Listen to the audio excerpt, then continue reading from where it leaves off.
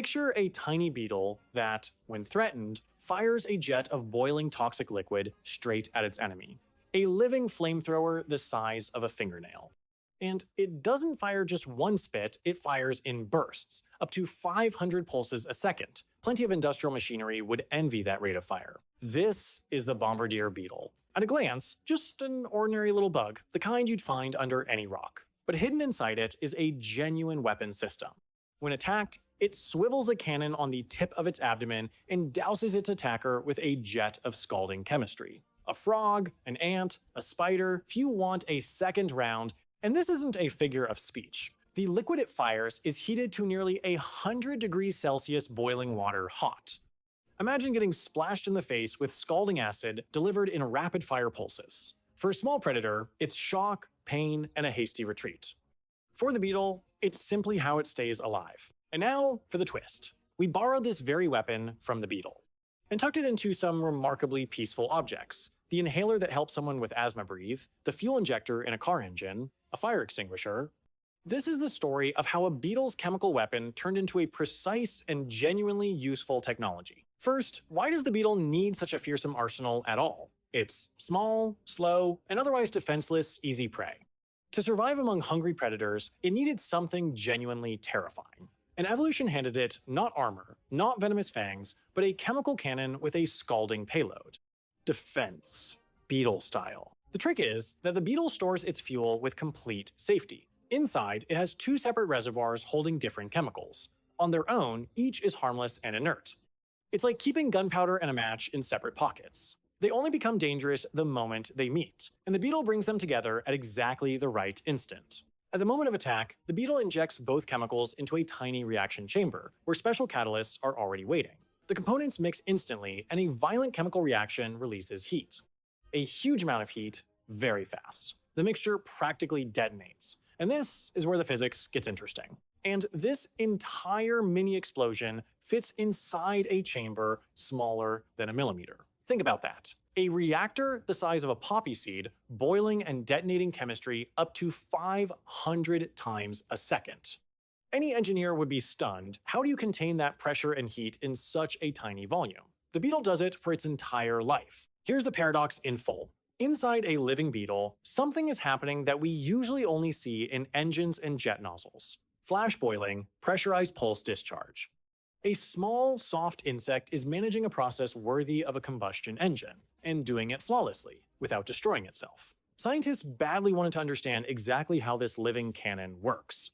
To crack the secret, we need to understand three things: what flash boiling is, and how it makes liquid explode into vapor; why firing in pulses beats a continuous stream; and how a tiny biological valve survives hundreds of openings and closings a second without burning out or breaking down. Let's start with the boiling. Meet flash boiling. Normally, to get water boiling, you heat it on a stove for minute after minute. Here, the liquid boils instantly, explosively, in a fraction of a second. Not gradually all at once. One moment it's liquid, the next it's surging, expanding vapor. Sharp, violent, like a miniature steam explosion. And why does this create a discharge at all? Because vapor takes up hundreds of times more space than the same amount of liquid. The instant a drop of liquid turns to vapor, it expands violently and shoves everything around it out of the way. That's the driving force. The same effect rattles the lid on a boiling kettle. Except in the beetle, it's aimed and far meaner. So where does the heat for the boiling come from? Not from a stove, obviously. It comes from the chemical reaction itself, the moment the two components mix. The reaction releases heat, and that heat alone is enough to flash boil the liquid inside the chamber instantly. In other words, the beetle doesn't preheat its cannon. It ignites it from the inside right at the moment of firing. Fuel and match rolled into one. So, inside the tiny chamber, liquid flash boils into vapor. The vapor wants to expand, but the chamber walls hold it back. Pressure shoots up fast, like a pressure cooker someone forgot to turn off. The mixture has nowhere to go. It's on the verge of bursting out. All it needs is an exit, and that exit is controlled by a clever valve. At the chamber's exit sits a remarkable biological valve, a flexible flap. While pressure is low, it stays shut, letting the pressure build inside. Once pressure hits the threshold, the valve snaps open and a burst of scalding mixture fires outward. And what happens next is what turns a single spit into a genuine burst of fire. The instant that burst escapes, pressure inside the chamber drops sharply. The valve slams shut again. The chamber refills, the reaction builds pressure again, and the valve opens once more. Open, fire, shut, open, fire, shut. This cycle repeats so quickly that individual bursts blur together into one continuous pulsing jet, and it repeats at a mind-bending rate up to 500 times a second. 500 open-shut cycles in the time it takes you to say the word beetle. No man-made spring could keep up that rhythm for long. It would fatigue, snap, or overheat. The beetle's living valve just keeps firing, round after round, like it's nothing. And here's what astonishes engineers most. This valve operates under high pressure and near boiling temperatures and never fails. It isn't rigid and brittle, it's flexible and resilient. It doesn't fight the pressure head-on, it gives a little and springs back. Flexibility saves it exactly where a rigid part would have cracked long ago. Now, the key question. Why bother with all this pulsing in the first place? Why not just fire a continuous stream, like a hose? Seems simpler, doesn't it?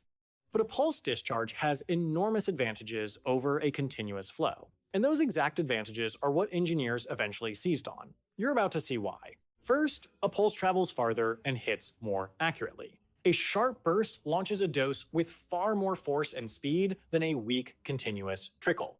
For the beetle, that means hitting an attacker accurately even at some distance. A short, powerful shot flies exactly where it's aimed instead of dispersing uselessly along the way. Precision over waste. Second, a pulsed discharge is far easier to control. By adjusting the frequency and strength of the bursts, you can finely tune how much substance goes where. Want a short burst? A long one? Done. A continuous stream doesn't offer that it's either flowing or it isn't. A pulse, on the other hand, is a series of controllable doses. Tune it however you need. Third, a pulse is economical. The beetle doesn't blow through its entire chemical supply in one go. It releases exactly as many bursts as needed to scare off a particular threat. A pulse system means control over consumption, not a drop wasted. For a creature where every dose of fuel comes at a cost, that's a matter of survival. And fourth, perhaps the most important for engineering, a sharp pulse discharge is excellent at shattering liquid into the finest droplets, turning it into a fine mist. The smaller the droplets, the greater their total surface area and the more effectively they work. Remember this, a pulse creates a fine mist. It's about to play a huge role. Put it all together, the bombardier beetle is, in essence, the perfect pulsed sprayer. It fires far and accurately, finely tunes its discharge, wastes nothing, and turns liquid into a controllable mist. Everything engineers have spent years trying to build into their injectors and sprayers, and the beetle pulls it off in a chamber smaller than a millimeter, practically begging to be copied. And that's exactly what scientists decided to do. In 2007, researchers Beheshti and McIntosh from the University of Leeds, together with the company Swedish Biomimetics 3000, published a detailed breakdown of this mechanism in the journal Bioinspiration and Biomimetics. They described the beetle's cannon as a ready-made model for a controllable pulse spray valve. From biology, straight to an engineering blueprint. They broke the beetle's mechanism down into clear physical parts, a chamber where pressure builds, a valve that releases it in bursts, and a cycle that repeats hundreds of times a second. The result was a workable design, something you could actually build out of real materials. Nature provided the principle, the scientists translated it into engineering language. And that principle turned out to be solid gold. From this principle grew an entire technology platform called µMist. In essence, it's a man-made counterpart to the beetle's cannon, a system that releases liquid in precise pulses and turns it into a perfectly tuned mist. One foundational principle, and it turned out to have a surprising number of applications. Very different ones, too. Let's take a look. And here's what matters. When the same trick works across wildly different fields, from medicine to engines, it means nature stumbled onto a genuinely universal principle. The beetle fires to survive. We use the very same method to treat patients, save fuel, and put out fires. 3 completely unrelated problems, 1 solution. Let's start with the most peaceful and familiar case, the inhaler. The device someone with asthma brings to their mouth to breathe in medication. Its job is to turn a dose of drug into a cloud of the finest droplets, which the patient inhales straight into their lungs. And here, the beetle's trick fits perfectly. Remember that fine mist? In the lungs, droplet size decides everything. Droplets that are too large settle in the mouth and throat and never reach the lungs, the medication is wasted. But the finest mist droplets travel deep into the airways, exactly where they're needed. The finer the spray, the more precise and effective the dose. And the beetle's pulse delivers exactly that kind of mist. And there's another advantage. Many inhalers and nebulizers rely on mechanical springs and small motors, which can be temperamental, wear out, or fail. A beetle-inspired system creates the necessary pulse a different way through pressure and a valve, with no fragile springs involved, fewer parts that can break. A more reliable device and more peace of mind for someone whose life depends on it. And the pulse principle also delivers precise dosing. Each shot releases a strictly measured amount of medication, no more, no less. For medicine, that's critical. Too much is dangerous, too little is useless. The beetle doesn't waste a single extra burst, and a well-designed inhaler delivers exactly what's needed too. That same economy, now working in the service of health, now a completely different field, a car engine. Inside it are fuel injectors, devices that spray fuel into the cylinders. And exactly how that fuel is sprayed directly determines how completely it burns, which, in turn, determines how much gasoline the car burns and how much soot it spews out. And here, our beetle steps onto the stage again. The same logic that applies in the lungs applies here. If fuel is injected as a crude stream, part of it won't fully combust, burned away inefficiently and dirtily. But if it's atomized into a fine mist, it mixes with air perfectly and burns cleanly all the way through. Smaller droplets, more surface area, better combustion. A beetle-inspired pulse injector delivers exactly that kind of spray. And better combustion brings a double benefit. First, fuel is used more efficiently, the car travels farther on the same tank. Second, the exhaust comes out cleaner. Less unburned residue escapes into the air. The very same pulsed, precisely dosed discharge that helps the beetle conserve its chemistry also helps us conserve fuel and protect the air we breathe. Not bad for a little bug under a rock. And the third field is downright heroic: firefighting. What could a beetle possibly have to do with that? Quite a lot, actually, because putting out fire is also better done with the right mist than with a plain stream. A beetle-inspired system makes it possible to create a precisely controllable firefighting spray. The same principle that scares off an ant also helps extinguish flame. This sounds surprising at first, but a fine water mist often puts out fires more effectively than a jet from a fire hose. Large droplets just run off onto the floor, while a fine mist hangs suspended in the air, flashes instantly into vapor, and rapidly pulls heat away from the fire while also displacing oxygen. And it uses far less water in the process, meaning far less flooding and damage to everything around it. And this is where the beetle's pulse principle becomes invaluable. It allows fine control over the mist, droplet size, range, intensity. You can aim precisely at the source of the fire instead of wasting water indiscriminately. A controllable, targeted mist, exactly what separates an intelligent firefighting system from a simple bucket of water. The beetle showed us how to make extinguishers smarter. Pause for a moment and take in the scale of this. Medicine that saves your breathing. An engine that drives you to work. An extinguisher that saves your home.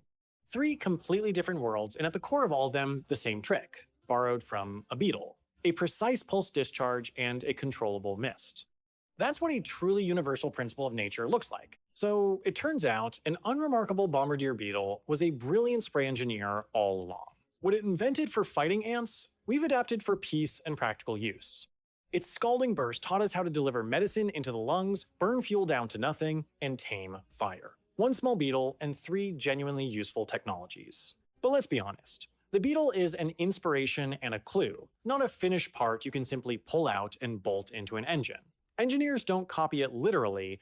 They take the principle, the pulsed valve, and the flash, boiling and rebuild it from scratch in metal, plastic, and precision machinery. Nature supplied the idea. Turning it into a working device fell to us. And the beetle itself remains more sophisticated than any of our copies. The precise chemistry of its reaction, the shape of its chamber, the material of its walls and valve that withstands heat and pressure, all of it was fine-tuned by evolution over millions of years. We've replicated the core idea, but our devices still fall short of the original's elegance. In the details, nature remains ahead. And that's entirely fine. The beetle was solving its own problem, escaping a predator, not handing us a blueprint for a fuel injector. Our job is to spot the underlying principle in its weapon and intelligently adapt it to our own needs. The idea of a controllable pulse spray turned out to be invaluable. The fine details, each engineer fine-tunes for their own particular task. So what did we really take from the beetle? Not the venom, not the chemistry itself. We took the idea, don't pour continuously fire in precise pulses.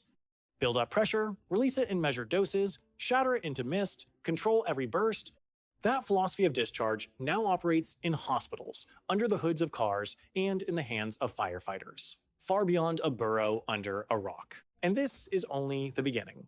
The same principle of precise pulse spraying is being explored elsewhere. Needle-free drug delivery through the skin, inkjet printing, ultra-thin coating sprays, and fuel delivery in rocket and jet engines. Anywhere liquid needs to be released precisely, in controlled doses, and as a fine mist, the beetle may turn out to be a pretty good consultant. So it turns out, a tiny insect we normally flinch from or ignore has become a teacher to serious engineers. A beetle that fires a scalding jet from under a rock has mastered the art of pulse spraying that we're only now catching up to. It was doing this long before the first inhaler, long before the first engine. Nature was a step ahead, once again. And the beetle also shifts how we see all those small, unpleasant-seeming creatures. We tend to sort the world into the useful and the irritating. But it turns out, the defense mechanism of a tiny beetle hides a technology that today helps people breathe and saves homes from fire. The most unexpected creature can conceal a brilliant piece of engineering.